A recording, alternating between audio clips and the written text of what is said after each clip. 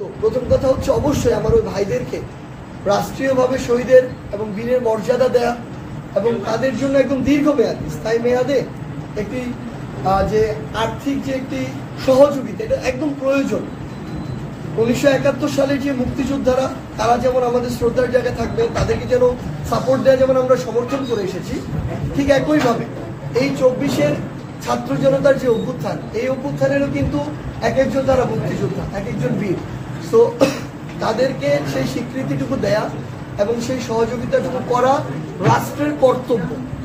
সেই জায়গা থেকে আমরা আমাদের জায়গা থেকে বলছি যত দ্রুত করা যায়। আমাদের আসলে এটা একদম দায়বদ্ধতার জায়গা যে আন্দোলনের ডাক আসলে দেওয়া হয়েছে, ঢাকা বিশ্ববিদ্যালয় থেকে শুরু হয়েছে, পরে পুরো বাংলাদেশে ছড়িয়ে পড়েছে এবং এই আন্দোলনের ডাক দেওয়ার পর এই ডাকে আমাদের যে ভাইয়েরা কিংবা বোনেরা অংশগ্রহণ করেছে, নিজের জীবন দিয়েছে, একদম গুরুতরভাবে আহত হয়েছে, তো সেই ভাইদের বোনদের এবং পরিবারের খোঁজ নেয়া, অবস্থা জানা এবং সে অনুযায়ী পাশে দাঁড়ানো একদম আমাদের নৈতিকতার জায়গা থেকে দায়বদ্ধতা একটি।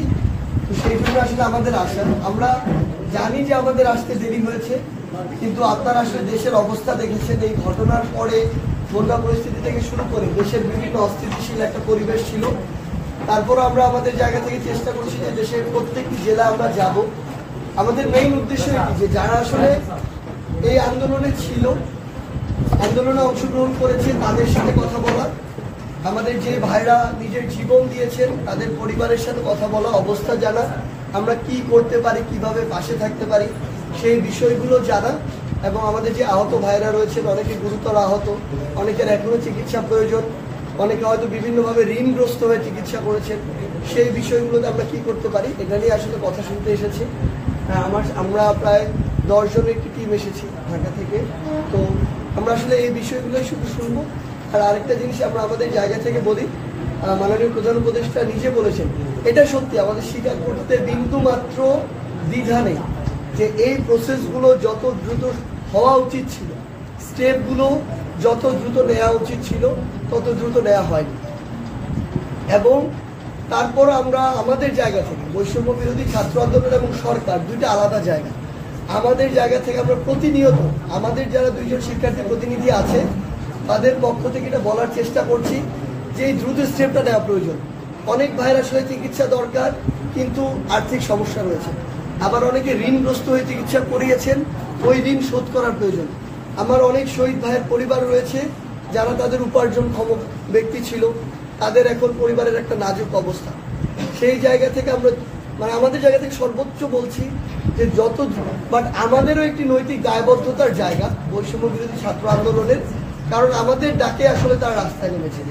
তো সেই জায়গা থেকে আমরা এই ইনফরমেশনগুলো জেলায় জেলায় গিয়ে কালেক্ট করছি।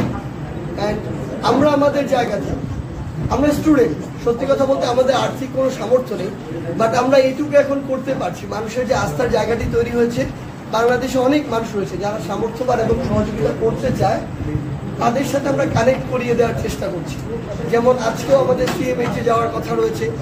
এর আগে আমরা একদিন গিয়ে প্রায় 50 জন রোগীকে একটা বড় অঙ্কের অর্থ কয়েকজন মানুষের মাধ্যমে সহযোগিতা করেছে। আজকেও একই কাজ করতে চাই।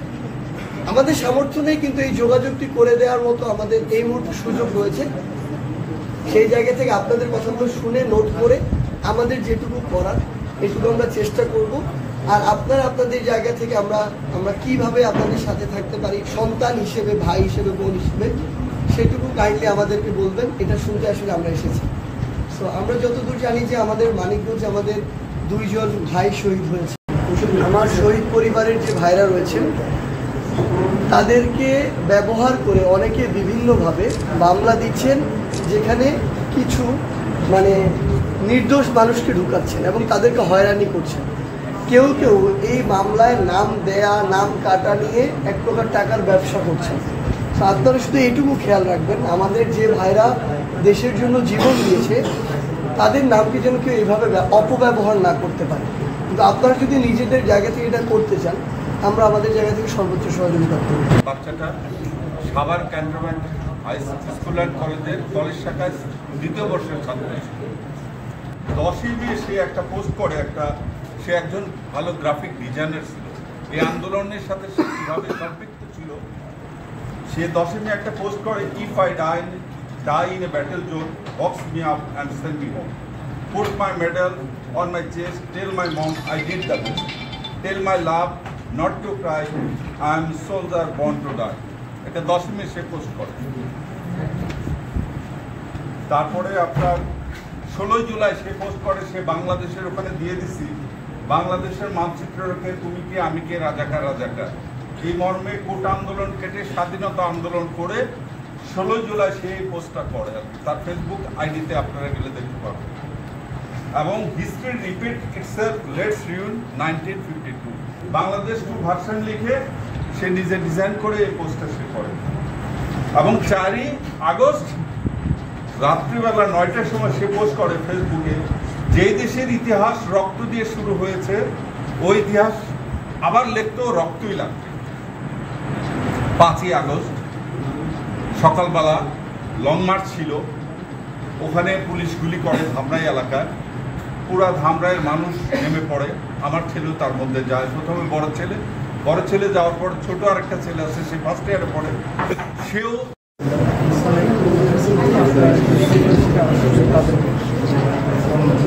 টান খাবার খাইতে গেলে কষ্ট করে আর কি একেবারে ঈদটা না।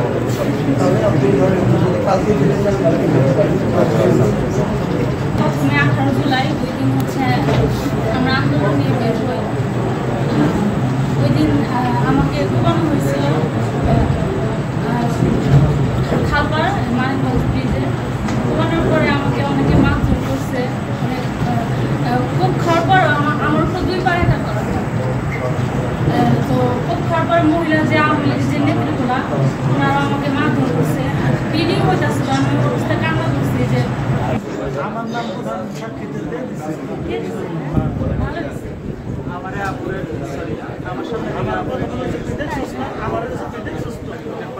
ভাইয়া ভাইয়া আমি কিছু আমার মানে ব্যক্তিগতভাবে কিছু বলতে চাই। ভাই আমিও বৈষম্য বিরোধী ছাত্র আন্দোলনের একজন আন্দোলনকারী ছিলাম। তো আমরা শান্তিপূর্ণভাবে যে 18 জুলাই মানিকগঞ্জে ছাত্র আন্দোলন করতে চেয়েছিলাম বা করতে গিয়েছিলাম, তখন আওয়ামী লীগের সন্ত্রাসবাদের এমন অবস্থা দেখা গেছিল যে তারা আমাকে প্রায় কয়েকবার 3-4 মতো মারধর করেছে। এবং তারা আমাকে ফার্স্টে যখন আমার মাথায় আঘাত করে, মাথা ফেটে যায়, তখন আমাকে অনেকক্ষণ মারধর করে, করার পর তারপর আমাকে সেখান থেকে তুলে নিয়ে যাচ্ছিল। তখন আমাকে আবার কিছু লোক, সেই আওয়ামী লীগের সন্ত্রাস বাহিনীর কিছু লোক আমাকে আবার সেখানে টেনে নিচে ফেলে তারপর আমাকে প্রায় 20 জনের মতো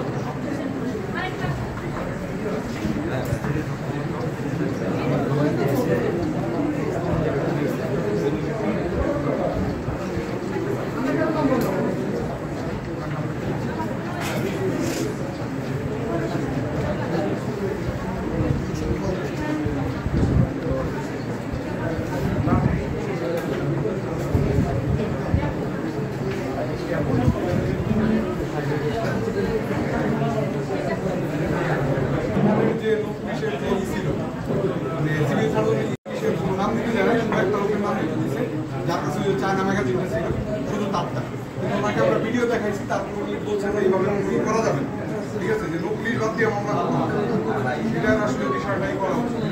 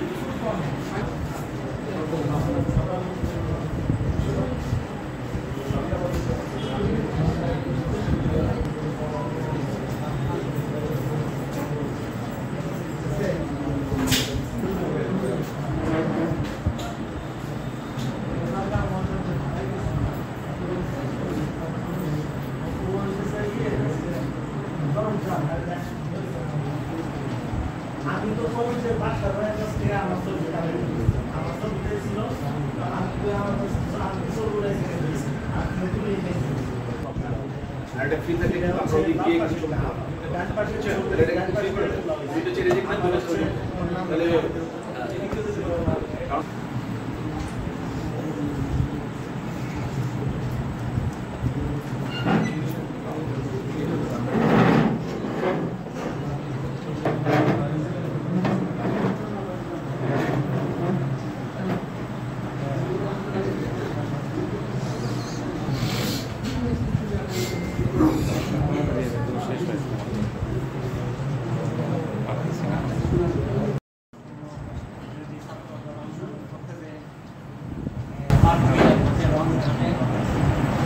পুলিশের গুলিতে নিহত হয় সীমানার্থনা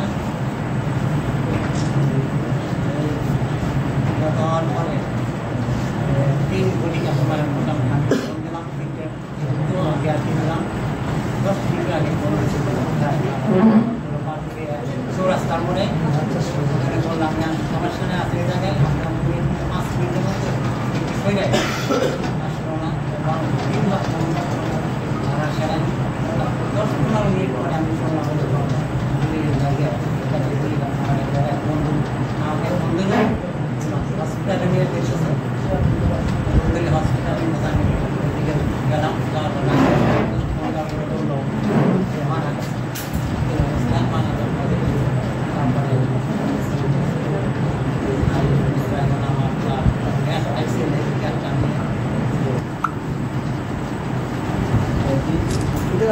আপনারা একটু দেখবেন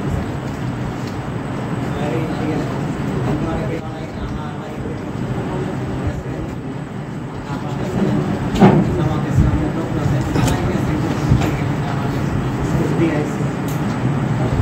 আমার আছে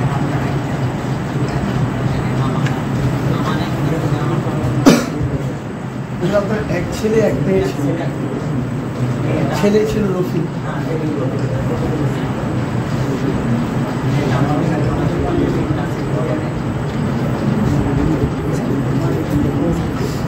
আপনার কিছু মামলা করেছেন? মামলা কি করেছেন? আঙ্কেল আপনি কি মামলা করেছেন? মামলা করেছেন? আচ্ছা আচ্ছা, না মানে দুইটা জিনিস আমাদের জায়গা থেকে আপনারা যদি ওদের খাতে আমার আঙুলে যে দুটো এখন নিচে নামাইতে পারি একটু একটু আমার এই যে এটা এরকম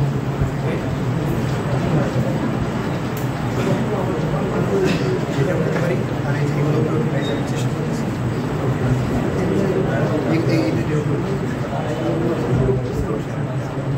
আপনার নার্ভ আমি লিখতে গেছিলাম মানে লাগার পরে ওখান থেকে বলছিল টেন্ডন দ্বারা রিপেয়ার করছে হ্যাঁ এখন